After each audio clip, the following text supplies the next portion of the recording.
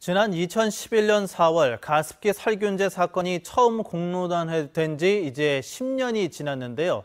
피해자가 얼마나 되는지 아직 파악조차 되지 않고 있습니다. 학계에서는 전국 피해자가 95만 명에 달한다는 연구 결과를 내놓기도 했는데요. 정부는 정확한 피해 규모조차 제대로 파악하지 않았고 최근에는 피해 조사 기능까지 없애버렸습니다. 양관희 기자입니다. 대구 북구에 사는 권영덕 씨는 2019년 여름 폐이식 수술을 받았습니다.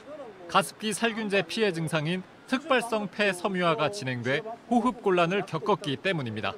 권 씨는 2007년과 2008년 겨울에 옥시에 가습기 살균제를 썼습니다. 지난해 가습기 살균제 피해자로 인정됐지만 이식 수술 비용 일부만 지원받았습니다. 평균적으로 5년 생존율이 한 60%도 안 돼요. 이식받은 사람들이. 그래서 감염이 제일 불편하고 두 번째는 이 통증이 계속 있어요. 통증이 계속 있고 또 한 번씩 물이 차는 경우가 있고 물이 차면 또 숨이 가쁘고.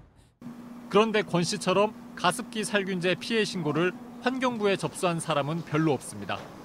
지난해 10월 서울대 박문영, 고려대 변지은 연구자가 한국환경보건학회에 발표한 논문에 따르면 전국의 가습기 살균제 피해자는 95만 명 정도로 추산됐습니다.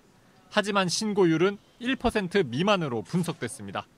이 가운데 대구는 4만 5천여 명, 경북은 4만 9천 명으로 10% 정도 됩니다. 하지만 정부는 피해 보상을 위한 노력은커녕 피해 규모조차 제대로 파악하지 않고 있습니다. 사용한 분하고 건강에 영향에 대한 계하고 이런 거가 정확하게 추산이 돼야 거기에 대한 관리나 대책, 명확하게는 보상 문제가 해결되기 때문에 이 문제가 먼저 해결이 안 되면은 사실 그 이후에 문제가 될 수밖에 없습니다. 지난달에는 가습기 살균제 피해를 조사하는 특별조사위의 조사 기능까지 사회적 참사 특별법 시행령에서 삭제했습니다. 100만 명에 가까운 피해자가 있는 엄청난 그런 사회적 참사하고 현재 진행 중입니다.